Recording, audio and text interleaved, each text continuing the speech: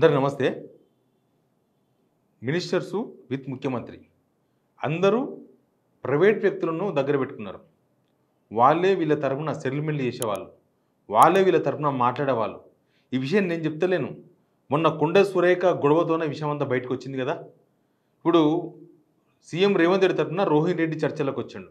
Rohin Reddy office ఒక అడ్డా, plus కొండ సురేఖ తరపున ఆయన ఓఎస్డీ అంటే ఆఫీసర్ ఆన్ స్పెషల్ డ్యూటీ, ఒక ప్రైవేట్ వ్యక్తిని పెట్టుకున్నది కొండ సురేఖ కనీసం ఒక పదవి పెట్టుకున్నది. కానీ మిగతా మినిస్టర్స్ అందరూ బయటికి కనబడని వ్యక్తులను ఏజెంట్లుగా పెట్టుకున్నారు. వాళ్ళు వీళ్ళ ఆర్థిక వ్యవహారాలన్నీ చూస్తూ ఉంటారు. ఎక్కడి నుంచి డబ్బులు రావాలని పోయి పట్టుకొస్తారు, ఎక్కడ వీళ్ళ తరఫున పోయి మాట్లాడాలనో సెటిల్మెంట్ చేస్తారు, ఈ డబ్బులు తీసుకుపోయి ఎక్కడ ఇవ్వాలనో అక్కడ ఇస్తారు. ఇట్లాంటి వ్యవస్థలు మినిస్టర్స్ నడుపుతున్నారనేది మొన్న ఈ గొడవతోనే బయటకు వచ్చింది.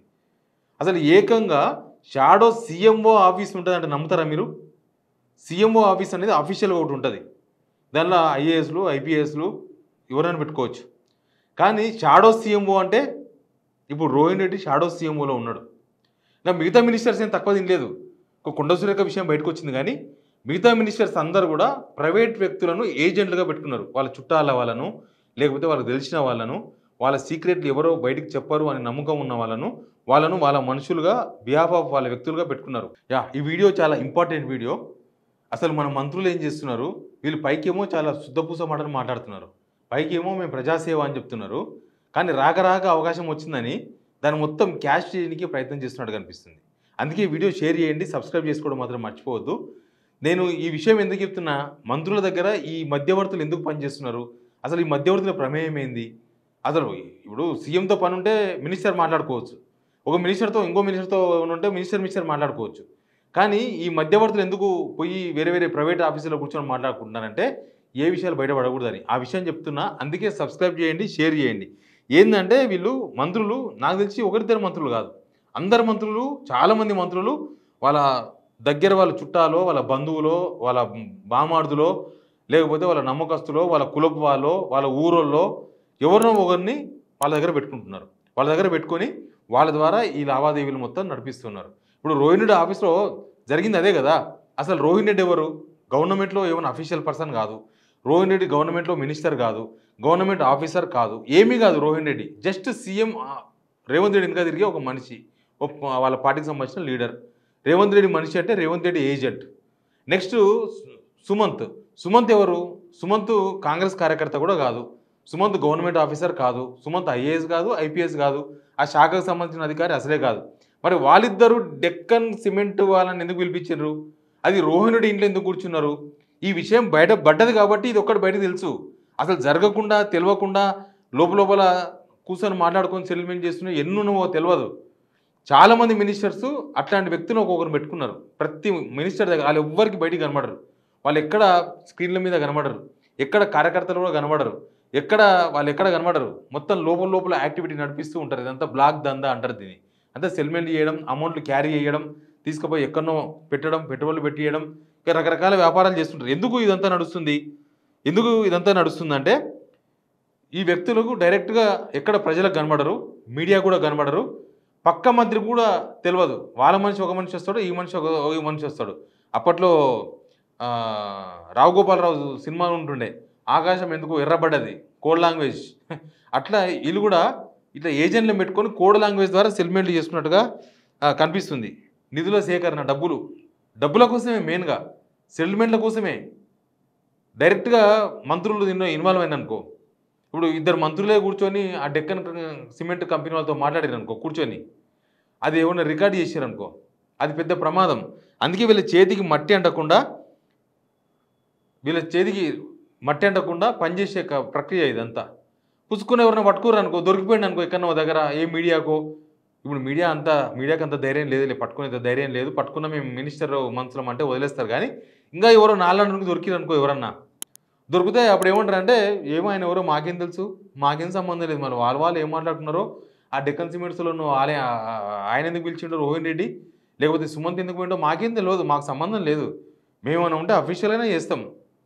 అఫీషియల్గా ప్రోగ్రామ్స్ సెక్రటరీలో జరిగే మాట్లాడే మాటలు బయట ప్రైవేట్ ఆఫీసుల్లో జరుగుతున్నాయి. ప్రైవేట్లో జరగాల్సిన అన్ని సెక్రటరీలో జరుగుతున్నాయి ఈ గవర్నమెంట్లో. కాబట్టి ఇట్లా ఎవరికి దొరకకుండా ఉండే ప్రయత్నం అనమాట. ఇది ఎవరికి దొరకకుండా వాళ్ళు మొత్తం అధికారిక చర్చలు కాకుండా అనధికారికంగా చర్చలు జరపడం, టెండర్లు లాంటివి, కాంట్రాక్టర్ లాంటివన్నీ కూడా బయట మాట్లాడుకోవడానికి మెయిన్ అయితే వీళ్ళు మాట్లాడుకుంటారు. మెయిన్ మంత్రులు వాళ్ళు మాట్లాడుకుంటారు. కానీ బయటపడొద్దు, దొరకొద్దు అన్న దగ్గర, అంటే దొంగ పని చేసే దగ్గర మాత్రం వీళ్ళు బయట ఉండరు.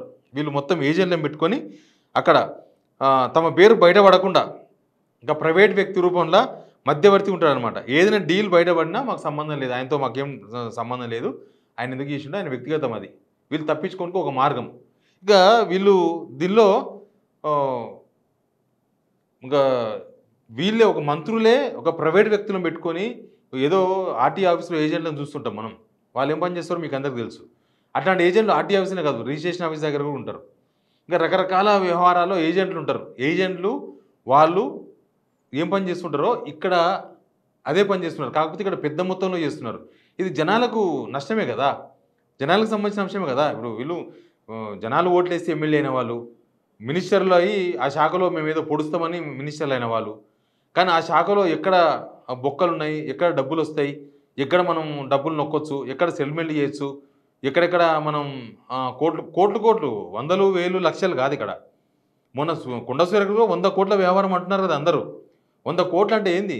ఒక సాధారణ మనిషి జీవితంలో ఒక ₹1 కోటి సంపాదిస్తే సాలరా భయ్ మా ఊరిపై బతుకుదామనే వాళ్ళు 90% ఉంటారు మన తెలంగాణలో. 90% ఒక ₹1 కోటి ఉంటే చాలు ప్రశాంతం జీవితం అని. అట్లాంటిది ఒక మనిషి ఒక సెటిల్మెంట్లో ₹100 కోట్ల డీల్ చేసే ప్రయత్నం చేసిర్రంటే అసలు వీళ్ళు ఈ 22 మంత్స్లో ఈ మినిస్టర్స్ ఎన్ని సెటిల్మెంట్లు చేసిండ్రు, ఎన్ని కోట్లు దొబ్బిండ్రు, ఎన్ని వ్యవహారాలు నడిపించిండ్రు, అసలు ఈ ఏజెంట్ల వ్యవస్థ మీద ఏమైనా నిఘా ఉందా? ఎవడు పెట్టాలి? అందరూ దొంగలే. నిఘా ఎవడు పెట్టాలి? ఇప్పుడు రేవంత్ రెడ్డి మీద మినిస్టర్ల మీద రేవంత్ రెడ్డి నిఘా పెట్టుకుంటారా? పెట్టుకోరు.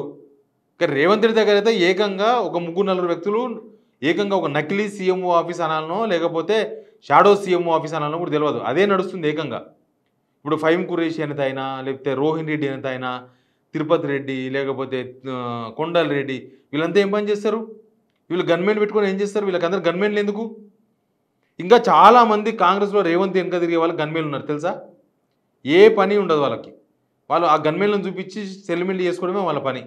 గన్మెన్లు ఉంటారు, అవసరమైతే గన్ చూపించి సెటిల్మెంట్ చేస్తారేమో మొన్న రోహన్ రెడ్డి ఆఫీస్లో జరిగినట్టుగా. అసలు వీళ్ళకి ఏంటి? ఇప్పుడు ₹300 కోట్ల ఫైన్ వేసిన డెక్కన్ సిమెంట్స్కు. ఆ డెక్కన్ సిమెంట్స్ వాళ్ళు ఆఫీసర్స్తో మాట్లాడాలి, లేకపోతే మినిస్టర్తో మాట్లాడాలి, అది కూడా ఆఫీసర్ సమక్షంలో మాట్లాడాలి. మినిస్టర్లతో వ్యక్తిగతంగా ఎందుకు మాట్లాడాలి? ఈ మినిస్టర్లు కూడా వ్యక్తిగతంగా ఇప్పుడు రేవంత్ రెడ్డి జూబ్లీ హిల్స్ ఉంది, ఆడికి ఎవరు పోతున్నారు? బిజినెస్ మెన్లు పోతున్నారు రెగ్యులర్గా. ఏమన్నా సమాజ సేవ చేసే వాళ్ళనో ప్రజా సంఘాల నేతను పిలుస్తున్నారు ఆడికి రోజు. మొత్తం బిజినెస్ మెన్సే. ఇప్పుడు జూబ్లీ హిల్స్ ప్యాలెస్ మొత్తం కేవలం డీలింగ్స్ విత్ బిజినెస్ మెన్స్తో బయటికి కనిపించేది ఒకటి ఉంటుంది, లోపల ఏం నడుస్తుంది? మొత్తం ఒక ప్రైవేట్ ఇంట్లో ఎందుకు జరుగుతుంది వ్యవహారం? అంతా సెక్రటరీలో జరగాలి కదా. ముఖ్యమంత్రి సెక్రటరీకి రావాలి, వచ్చే బిజినెస్ మెన్లు సెక్రటరీకి రావాలి, కలవాలి, మాట్లాడాలి. ఆయనకు సీఎం క్యాంప్ ఆఫీస్ కూడా లేదు. కమాండ్ కంట్రోల్ రూమ్లో కొన్ని పెట్టాల్సినవి పెడతాడు. ఎందుకు? బెదిరించే. ఇప్పుడు సినిమాకి సంబంధించిన మీటింగ్ పెట్టిండు సినిమా వాళ్ళని బెదిరించనీకే. మరి అట్లాంటప్పుడు సెక్రటరీలో పెట్టుకోవాలి క్యాంప్ ఆఫీస్ లేనప్పుడు. ఆయన దగ్గర ఈ నకిలీ సీఎంఓ ఆఫీస్ ఎందుకు? ఆల్రెడీ ఇక్కడ చాలామంది ఆంధ్ర నుంచి రిటైర్ అయిన ఐఏఎస్లను పెట్టుకున్నారు, కొంతమంది తెలంగాణ కోట ఐఏఎస్లు ఉన్నారు, వాళ్ళందరూ ఉన్నారు కదా. ఒరిజినల్ నేను ఒకసారి ఒక వార్త చేసిన, ఫేక్ మినిస్టర్స్ అని, షాడో మినిస్టర్స్. అంటే ఈ మినిస్టర్స్ మనకు బయట కనిపించే మినిస్టర్స్ కాదు. రేవంత్ రెడ్డి వీళ్ళకి అనుసంధానంగా సపరేట్గా ఒక నకిలీ ఒక క్యాబినెట్ పెట్టుకున్నాడు. వాళ్ళే మొత్తం శాఖలను నడిపించేది. వీళ్ళది ఏముండదు, వీళ్ళు ఉత్తగా పైన పైసలు వచ్చే పనులు మాత్రమే చూసుకుంటారు. వీళ్ళకి తెలియకుండా వాళ్ళకి తెలియకుండా వీళ్ళు మొత్తం వ్యవహారం అంతా నడిపిస్తారు. అందరూ టార్గెట్ ఒకటే, పైసలు గుంజడమే. మన ఒక సీఎంఓ ఆఫీస్ ఉన్నాగా మళ్ళీ నకిలీ సీఎంఓ లాంటి ఒక ఆఫీస్ ఎందుకు పెట్టిర్రు? ఎందుకు రోహిన్ రెడ్డి ఇంట్లో సెటిల్మెంట్లు చేస్తున్నారు? ఇంకా అట్లాంటివి ఎక్కడెక్కడ మాదాపూర్లో ఉన్నాయంటారు, ఎక్కడెక్కడ ఉన్నాయని చెప్తారు, ఎలిమినార్లో ఉందని చెప్తారు, ఎక్కడ సెటిల్మెంట్లు అక్కడనే చేస్తున్నారని చెప్తారు. అసలు ఏం నడుస్తుంది ఈ రాజ్యంలో? మొత్తం మినిస్టర్లు, ఎమ్మెల్యేలు అసంతృప్తి దానికోసమే వీళ్ళ మీద. ఎమ్మెల్యేలకు చాలామంది ఎమ్మెల్యేలు వీళ్ళ గురించి తెలుసుకున్నారు, మినిస్టర్లు ఏం చేస్తున్నారో తెలుసుకొనే అప్పుడప్పుడు వీళ్ళ భాగవతాలు బయట పెడుతుంటారు. వాళ్ళు పలానా ఎమ్మెల్యే మంత్రి ఇది చేస్తుండు, పలానా మంత్రి ఇది చేస్తున్నాడు, పలానా మంత్రి ఇట్లా సంపాదిస్తున్నాడు, అట్లా సంపాదిస్తున్నాడు. ఈ గవర్నమెంట్లో డబ్బులు బాగా సంపాదిస్తున్నది మినిస్టర్లే.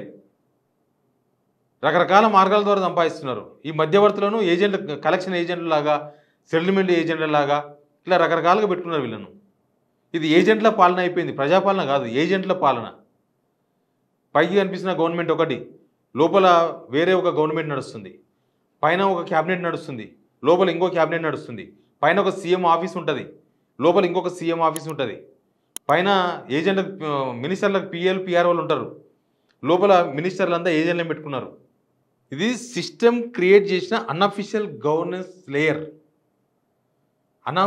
అఫీషియల్ అంటే అధికారులతో సంబంధం లేకుండా, ఎవ్వరికి సంబంధం లేకుండా ఒక ప్రైవేట్ వ్యక్తుల ద్వారా నడుపుతున్న వ్యవహారం ఇదంతా.